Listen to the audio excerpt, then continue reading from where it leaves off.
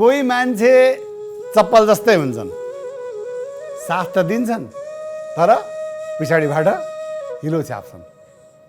अनि कुनै मान्छे यस्ता हुन्छन् खानाका धेरै शौखिन, यति शौखिन हुन्छन् कि अर्काको खुसी नै खाइदिन्छन्। मुस्किल त त्यो बेला हुन्छ जब मनभरि पेटभरि पीडा बोकेर बाहिर अरूलाई देखाउन भने निच्च हाँसे जस्तो गरेर मुस्कुराउनु पर्ने हुन्छ।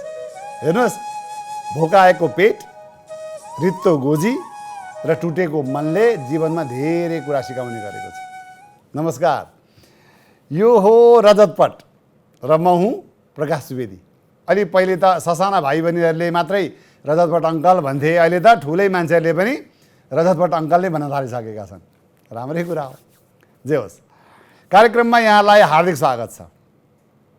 कबड्डी 4 पछि फेरि एकपटक हाम्रा सिनेमा हलहरूमा दर्शक फर्काएको छ चलचित्र झिङ्गे दाउले। दोस्रो सातामा पनि झिङ्गे दाउको व्यापार बढेकै छ, घटेको छैन। ज्ञानेन्द्र देउजा निर्देशित चलचित्र झिङ्गे दाउ दोस्रो हप्तामा पनि सफलताका साथ प्रदर्शन भइरहेको छ। प्रदर्शनको पहिलो दिन शुक्रबार औसत व्यापार गरेको चलचित्रले दर्शकबाट मिलेको वर्ड अफ माउथका कारण शनिबारबाट आक्रामक व्यापार सुरु गरेको थियो। चलचित्र विकास बोर्डको बक्स अफिस तथ्याङ्कको आधारमा हेर्दा चलचित्रको 9 दिनको कमाई 1,70,00,000 रुपियाँ ग्रस देखिन्छ। शनिबारसम्मको अकुपेन्सी र सर्वजरान नभएका हलको आँकडा हेर्दा झिङ्गे दाउको कमाई करिब 2,25,00,000 रुपियाँ रहेको निर्माण पक्षले जानकारी दिएको छ। दोस्रो हप्ताको आइतबार पछिका दिनहरूमा पनि चलचित्रको मुख्य मल्टिप्लेक्समा 40 देखि 60% अकुपेन्सी र एकल पर्दामा 30 देखि 40% अकुपेन्सी देखिन्छ। यो भनेको निकै उत्साहजनक व्यापार रहेको वितरक करण श्रेष्ठले जानकारी दिएका छन्। चलचित्रले आइतबारसम्ममा 2,54,00,000 ग्रस कलेक्सन गरेको छ। एकातिर झिङ्गे दाउ चलिरहेकै छ भने अर्कोतिर ऐना झ्यालको पुतलीलाई पनि अहिलेसम्मकै उत्कृष्ट चलचित्र भनेर समीक्षा गरिँदैछ। यदि अरू चलचित्रको जस्तै प्रचार प्रसार ऐना झ्यालको पुतलीले गरेको भए यो चलचित्रले पनि बाजी मार्ने रहेछ। बुढापाकाहरूले त्यसै भनेका होइन रहेछन् कि बोल्नेको पिठो बिक्छ, नबोल्नेको चामल पनि बिक्दैन भनेर। हो, यसपटक नबोलेकै कारण चामल अर्थात् ऐना झ्यालको पुतली बिकिरहेको छैन। तथापि वर्ड अफ माउथका कारण धेर थोर जे जति भए पनि ऐना झ्यालको पुतली हेर्न दर्शकहरू सो खोजी हल पुगिरहेका छन्। अरू नायिका सुहाना थापा पनि बुढा नीलकण्ठ डाँडा गाउँ स्थित माउन्ट भ्यू अनाथालयका 35 जना बालबालिकालाई लिएर ऐना झ्यालको पुतली हेर्न हिजो बिग मुभिज पुगेकी थिइन्। बाँकी सचित खड्काबाट।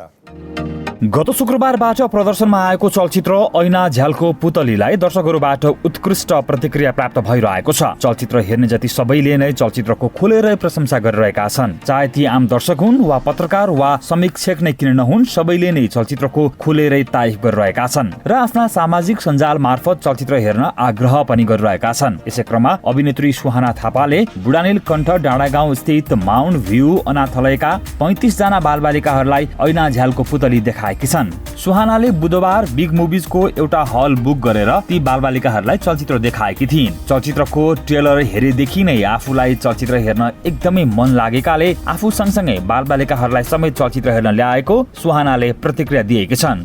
स्पेसिफिकली भन्नुपर्दाखेरि हाम्रो यो मुभीमा चाहिँ हाम्रो सबै एक्टर्सहरू अन्डर 16 सबैजना चिल्ड्रेन भएको भएर चाहिँ मेरो लागि एकदमै स्पेसल थियो, किनभने उनीहरू नै हाम्रो फ्युचर जेनेरेसन हो। सो उहाँको मैले ट्रेलर हेर्दा एकदमै राम्रो लागेको थियो मलाई काम, त्यही भएर चाहिँ स्पेसिफिकली नै आज चाहिँ उहाँहरूको लागि हेर्न आएको। मैले चाहिँ थ्रु आउट द मुभीमा चाहिँ मुभीको जुन एउटा सम्बन्धको स्टोरी टेलिङ चाहिँ एकदमै मिठो लाग्यो। त्यो अन्त्यसम्म पनि तपाईँले सम्बन्ध के हो भनेर चाहिँ बुझ्नुहुन्छ। सुहानाले ती बालबालिकाहरूलाई चलचित्र मात्रै देखाइनन्, उनीहरूलाई खाजा समेत खुवाएकी थिइन्। सुहानासँगै बसेर चलचित्र हेर्न पाएकोमा ती बालबालिकाहरू पनि दङ्ग देखिन्थे। ऐना हुन्छ नि, ऐना सिसा हो, वास्तवमा सिसा कमजोर वस्तु हो। अलिकति प्रेसर दिने बित्तिकै त्यो फुट्न सक्छ। तर जति फुटे पनि, जति टुक्रा भए पनि त्यसले सत्य देखाउन भने छोड्दैन। त्यसैले भन्ने गरिन्छ ऐनाले कहिल्यै झुट बोल्दैन भनेर। हो, ऐना झ्यालको पुतली पनि नेपाली समाजको अहिलेको पुस्ता त म भन्दिनँ, तर योभन्दा अघिको पुस्ताले भने ऐना झ्यालको पुतली हेर्दा त्यहाँ खेल्ने पात्रहरू कतै म त होइन त्यो पात्र भन्ने लाग्छ नै। एकपटक हेर्दा तपाईँको पैसा खेर जाँदैन। म हत्तपत्त कुनै फिल्मलाई यसो भन्दिनँ, तर ऐना झ्यालको पुतलीलाई चाहिँ भने। आगे तपाईँहरूको मर्जी। अब अर्को प्रसङ्ग र सन्दर्भ जोड्दैछौँ नेपाली बाहुबली अर्थात् प्रेम गीत 3 को। अब एक हप्तापछि अर्थात् अर्को शुक्रबार असोज 7 गतेदेखि सन्तोष सेनको बहुप्रचारित चलचित्र प्रेम गीत 3 लाग्दैछ। नेपालमा त यसको चर्चा छँदैछ, उता भारतमा पनि यो चलचित्रको चर्चा यहाँभन्दा बढी भइरहेको छ। न्युज फिल्मीका अनुप भट्टराईको सहयोगमा सचित खड्काको अर्को रिपोर्ट। यस वर्षकै बहुप्रतीक्षित चलचित्रका रूपमा हेरिएको चलचित्र प्रेम गीत 3 नेपालमा हिन्दी र नेपालीमा एउटै मिति अर्थात् असोज 7 गतेबाट रिलिज गरिने भएको छ। यतिखेर हिन्दी संस्करणको प्रचार प्रसारका लागि प्रेम गीत 3 को एउटा टोली भारतका विभिन्न शहरहरूमा पुगेर चलचित्रको प्रमोसन गरिरहेको छ भने अर्को एउटा टोली नेपालका विभिन्न ठाउँहरू पुगेर चलचित्रको प्रचार प्रसार गरिरहेको छ। अभिनेता प्रदीप खड्का, अभिनेत्री क्रिस्टिना गुरुङसँगै निर्माता निर्देशक सन्तोष सेन भारतको प्रमोसनमा व्यस्त रहेका छन् भने इन्डियन आइडल गायक पवनदीप राजनले समेत प्रेम गीत 3 को प्रचार प्रसारमा साथ दिइरहेका छन्। पवनले प्रेम गीत 3 को गीत गाउँदै हरेक कार्यक्रमहरूमा प्रेम गीत 3 र नेपाली चलचित्रहरूका बारेमा खुलेरै प्रशंसा गर्ने गरेका छन्।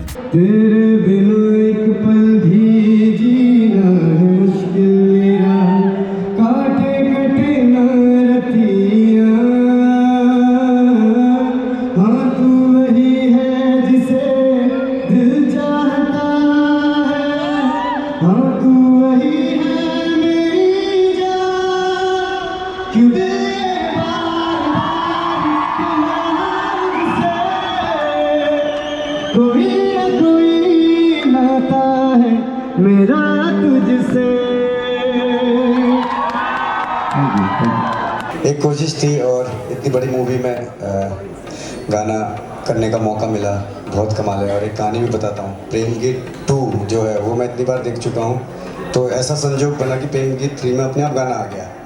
तो मैंने बहुत देखा है। थैंक यू सो मच, मेरे लिए बहुत बड़ा मौका है और कोशिश करूँगा कि इसको बहुत अच्छे से निभाऊँ। और आप सभी लोगों का प्यार चाहिए। 23 सितंबर को मूवी आ रही है, तो आप सभी लोग देखें। प्रेम गीत 3 युनिटले भारतको कलकत्ता, गुवाहाटी, आसाम, शिलोङ, देहरादून, दिल्ली लगायतका विभिन्न ठाउँहरूका सपिङ मल र मानिसहरूको बढी जमघट हुने ठाउँहरूमा प्रचारमुखी कार्यक्रम गरेको छ। उक्त कार्यक्रमहरूमा दर्शकहरूको उपस्थिति देख्दा लाग्थ्यो कि त्यो कुनै नेपाली चलचित्रको प्रचारमुखी कार्यक्रम नभई भारतीय सुपरस्टारहरूले अभिनय गरेको चलचित्रको कार्यक्रम हो। कार्यक्रमहरूमा दर्शकहरू ओहिरिरहेका थिए नै उनीहरू उत्तिकै रमाइरहेका पनि देखिन्थे।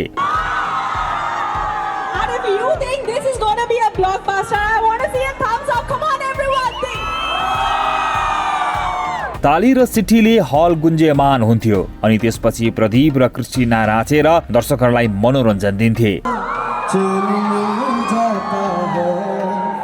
जब भी तुम्हें सोचूं तो सांस थमती, प्यासी निगाहें पता है दिल, बस तू मुझे मिल जाए यही चाहता है दिल, हाँ तू वही है जिसे। शिलोङको विभिन्न ठाउँमा त झन घर दैलो कार्यक्रम समेत गरेका थिए प्रदीपले। नेपाली भाषी धेरै रहेको ठाउँमा प्रदीपलाई प्रत्यक्ष देख्दा सबै उत्साहित हुन्थे। धेरैले प्रदीपसँग फोटो खिचे भने प्रेम गीत 3 हेर्ने बाचा समेत गरेका थिए।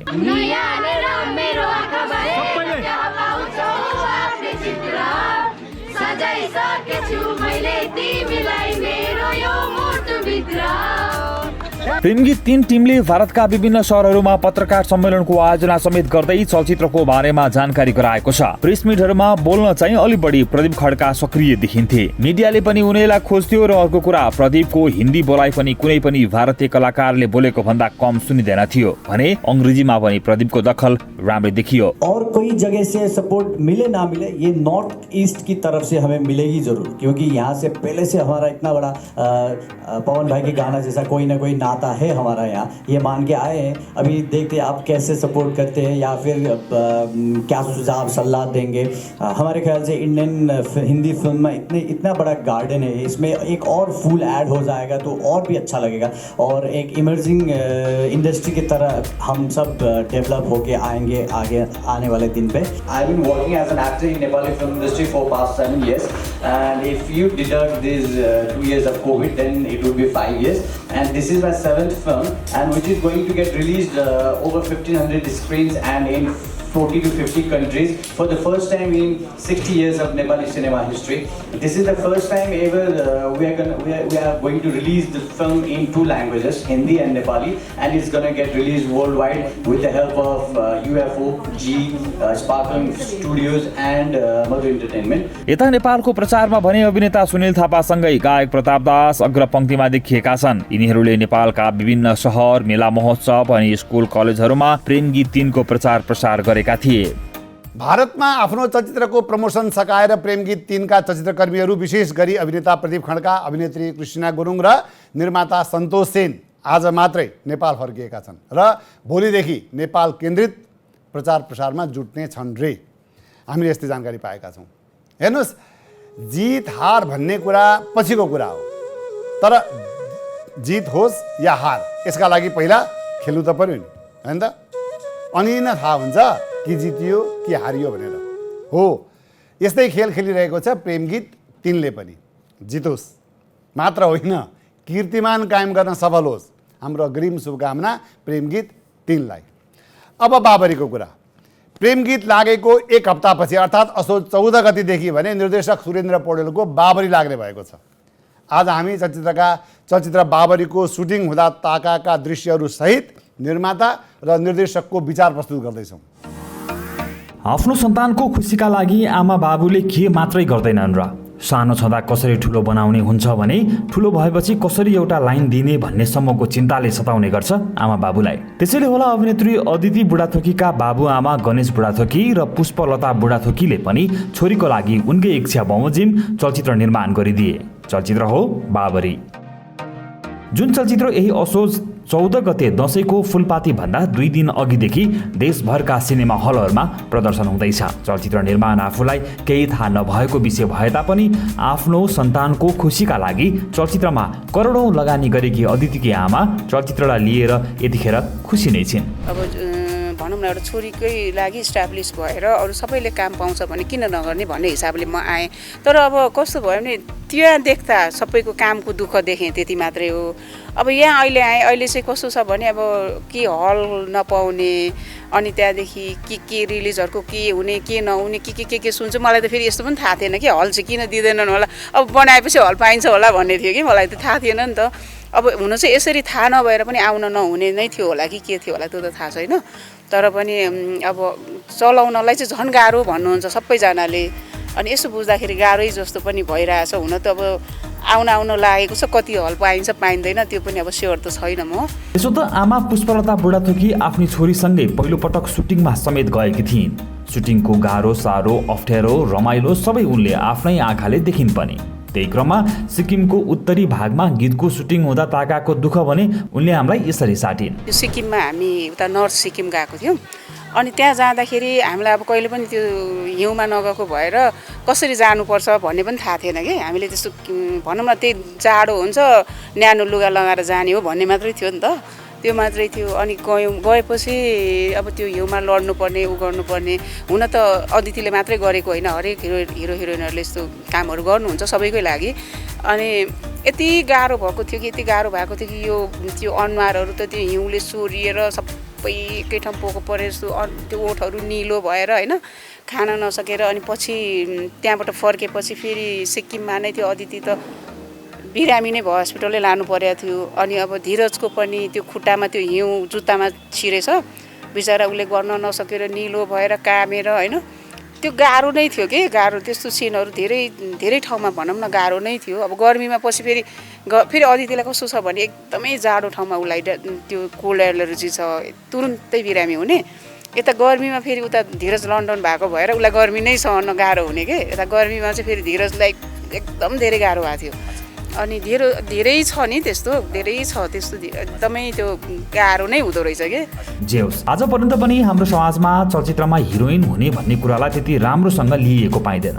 त्यसमाथि परिवारले नै सपोर्ट गरेर चलचित्रमा खेल्न प्रोत्साहन गर्ने त परेको कुरा। तर अदिति बुढाथोकीको हकमा भने उनी लक्की छन् कि उनले गणेश र पुष्पलता जस्ता बाबुआमा पाएकी छन्। मलाई चाहिँ दुइटै कुरा हुन्छ बाबु बेला होइन म एउटा आमाको हिसाबले पनि त अहिले म त मेन प्रड्युसर भनेर पनि म प्रड्युसरै भन्न पनि चाहन्न मैले अब लगानी गरेँ एउटा छोरीको हिसाबले पछि अरू आउनेलाई पनि राम्रो हुन्छ भन्ने हिसाबले सिधा हिसाबले सोचेर म आएको हो तर मलाई कस्तो लाग्छ भने यो चाहिँ हुन त सबै कामहरू गाह्रो नै छ होला त्यसमध्येको पनि धेरै गाह्रो मलाई यो लाग्यो अनि अब अदितिले राम्रै गरिरहेको छ उसले भनौँ न त्यहाँ इन्डियामा गएर पनि हेर्दाखेरि ऊ फिल्ममा चाहिँ नगरेको भन्ने हुन्छ तर उसले जे जति काम गरेको छ उसले धेरै ठुलो काम गरेको रहेछ भन्ने कुरा अहिले मैले बुझेँ अहिले मात्रै मैले बुझ्छु के त्यस्तो कुराहरू होइन चलचित्र बाबरीको नेपालमा झापा आसपासका ठाउँहरूसँगै भारतका केही ठाउँहरू अनि उत्तरी सिक्किममा पर्ने लाचुङ भन्ने ठाउँमा सुटिङ गरिएको थियो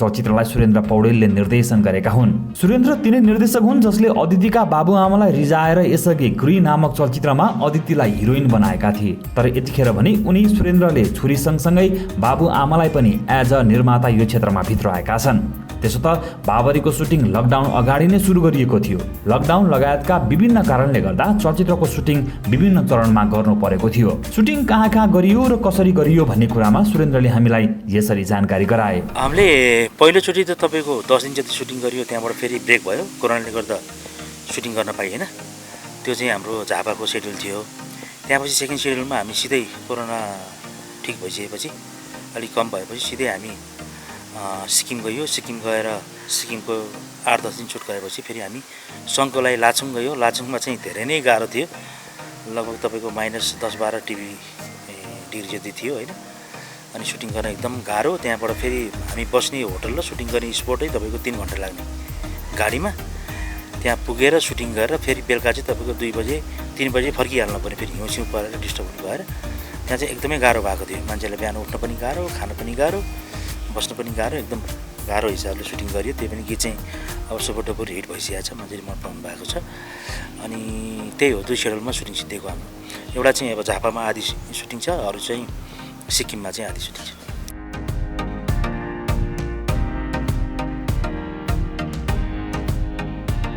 त्यसो त चलचित्रको नेपाल र भारतको विभिन्न ठाउँमा सुटिङ गरिएको छ विभिन्न चरणमा काम गर्नु पर्दाको पीडा त आफ्नो ठाउँमा छँदै नै छ त्यसमाथि पनि गीतको सुटिङ गर्दाको क्षण भने असाध्यै गाह्रो भएको सुरेन्द्र बताउँछन् सम्झन लायक भन्दा पनि त्यो गीतको सुटिङमा चाहिँ एकदम गाह्रो भएको थियो आर्टिस्टहरूलाई उठ्नै गाह्रो एकदम होइन अनि हामी टिम मेम्बरहरू पनि उठ्न गाह्रो एकदम टाइममा रेडी हुनै गाह्रो त्यहाँबाट फेरि बिहान 5 बजे मुभ हुनुपर्ने त्यो जाडो ठाउँमा कसरी उठेर 5 बजे जाने होइन बिहान 3 बजेदेखि आर्टिस्ट उठाउनु पर्ने एकदम अप्ठ्यारो गाह्रै गरेर सिधाएर आइयो त्यो चाहिँ जे होस् जस्तो जे अवस्था सहेर भए पनि चलचित्रको सबै काम सफलतापूर्वक सकाएर अब भने चलचित्र रिलिज पनि हुँदैछ चलचित्र यही असोज 14 गतेबाट प्रदर्शनमा आउँदैछ अन्तमा बाबरी के हो त भन्ने हाम्रो प्रश्नमा निर्देशक सुरेन्द्र पौडेल यसो भन्छन् बाबरी भनेको तपाईँहरूले चाहिँ कसरी बुझ्नु पर्ने एउटा मात्र इन्टरटेनमेन्टको लागि बनाएको सिनेमा हो होइन फुल्ली इन्टरटेन छ फिल्ममा रमाइलो छ होइन तपाईँहरूले आफ्नै गाउँघर वरिपरिका क्यारेक्टरहरू त फिल्ममा भेट्न पाउनुहुन्छ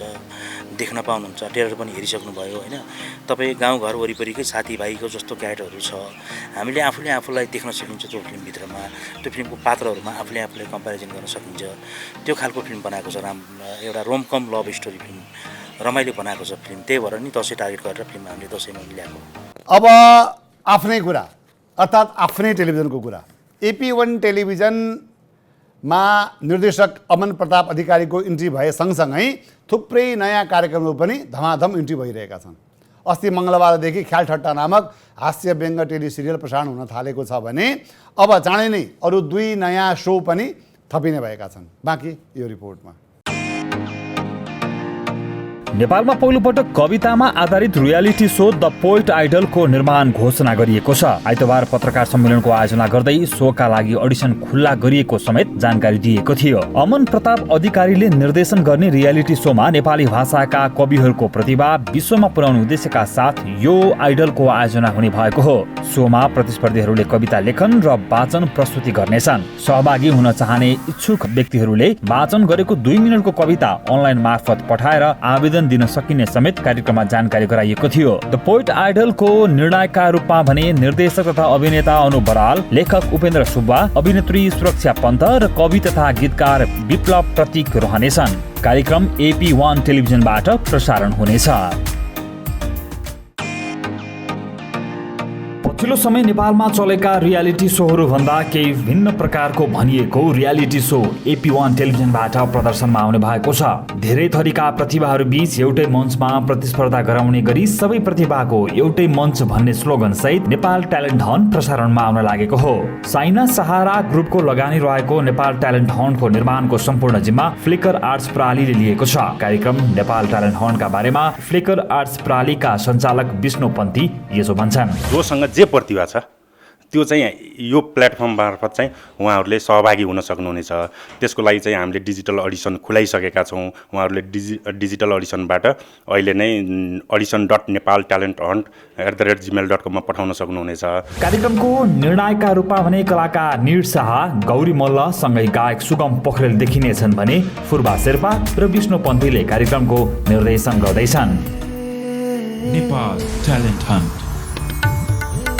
डिजिटल अडिसनका लागि इच्छुक व्यक्तिले आफूसँग भएको प्रतिभाको भिडियो बनाई audition.nepaltalenthunट@gmail.com मा पठाउन सक्नुहुनेछ। थप जानकारीका लागि 98 039 59 523 मा सम्पर्क गर्न सक्नुहुनेछ। सबै प्रतिभाको एउटै मञ्च नेपाल ट्यालेन्ट हन्ट।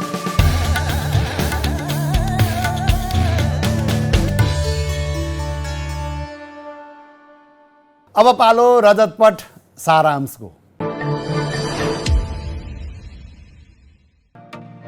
कोरोना कहरपछि बिस्तारै नेपाली चलचित्र क्षेत्र केही माथि उठ्न थालेको हामीले देखिरहेका छौँ भने विभिन्न मेला महोत्सव अनि सांगीतिक कार्यक्रमहरू पनि हुन थालिरहेका छन्। यसै क्रममा चर्चित ब्यान्ड नेपथ्य पनि यतिखेर चलायमान हुने क्रममा छ। यही आउँदो अक्टोबर 16 तारिकका दिन दुबईको अल नासार लेजरल्यान्डमा नेपथ्य लाइभ 2022 कार्यक्रम हुने भएको छ। नेपथ्य ब्यान्डको यो विदेश कार्यक्रम कोरोना कालपछिको पहिलो कन्सर्ट हो भन्दा पनि फरक नपर्ला। अमृत इभेन्टद्वारा आयोजना गरिएको यस इभेन्टमा 3000 भन्दा बढी दर्शक उपस्थित हुने आयोजकले आशा लिएको छ।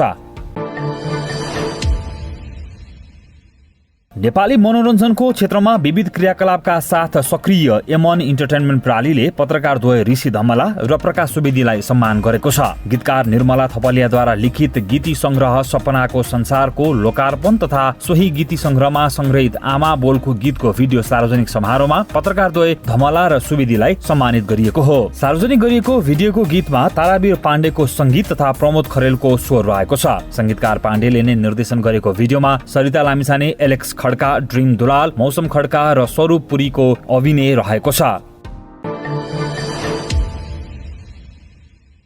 टाकुरा फिल्म्स र बिहाइभ फिल्म्सको ब्यानरमा निर्माण भएको चलचित्र मिलनको टिजर सार्वजनिक भएको छ। टेक पौरखी राईको लेखन तथा निर्देशनमा बनेको चलचित्र मिलन प्रेम कथामा बनेको चलचित्र हो। चलचित्रको मुख्य भूमिकामा सलोन बस्नेत, कुशल शाह ठकुरी, शिल्पा थापा लगायतका कलाकारहरूको मुख्य भूमिका रहेको छ। कुशल र शिल्पाको मिलन डेब्यू चलचित्र हो। प्रवीण थापाले निर्माण गरेको मिलनमा कविराज गहतराजको कोरियोग्राफी, राहुल राईको सिनेमाटोग्राफी, तारा थापा किम्बेको सम्पादन रहेको छ भने चलचित्र यही कार्तिक 18 गतेबाट प्रदर्शनमा आउने तयारीमा रहेको छ।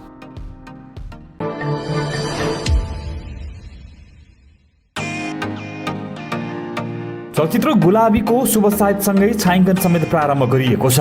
नाजिर हुसेन, सुशील सिटौला, सञ्चिता लुइटेल लगायतका कलाकारहरूको मुख्य भूमिका रहने चलचित्रको कास्कीको धम्पुसबाट छायाङ्कन सुरु गरिएको हो। समुद्र भट्टको निर्देशनमा तयार हुने चलचित्रमा राजा घोष, अनुपम श्रेष्ठको पनि अभिनय रहनेछ। चलचित्रको छायाङ्कन दशैं अगाडि नै सक्ने योजना निर्माण पक्षको रहेको छ।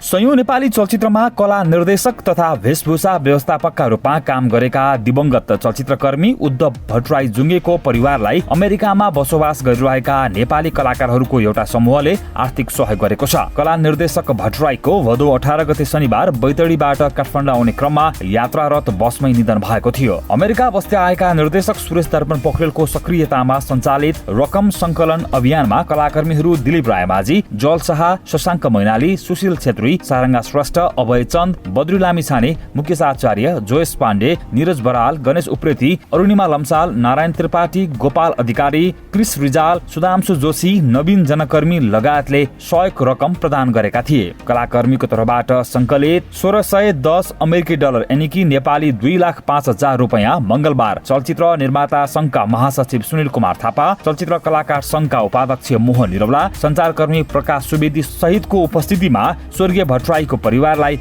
हस्तान्तरण गरिएको थियो।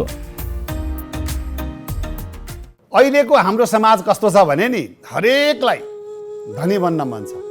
गरिब र धनी बन्न चाहन्छन् नै, धनी झनै धनी बन्न चाहन्छन्। तर हामी मान्छे कस्तो छौँ भने नि, धनी बन्ने चक्करमा झन झन गरिब हुँदै गइरहेका छौँ। अवस्था आजलाई यति नै। सधैँ हाँसिरहनुहोस्, मुस्कुराइरहनुहोस्, यो सोचेर मुस्कुराउनुहोस् कि यहाँ कसैलाई मतलब छैन मेरो आँसुको भनेर। हेर्नुहोस्, तपाईँको दुःख तपाईँसँगै रहने हो, चाहे त्यो दुःख मलाई सुनाउनुहोस् या अरूलाई। त्यसैले बी ह्याप्पी। जय होस्।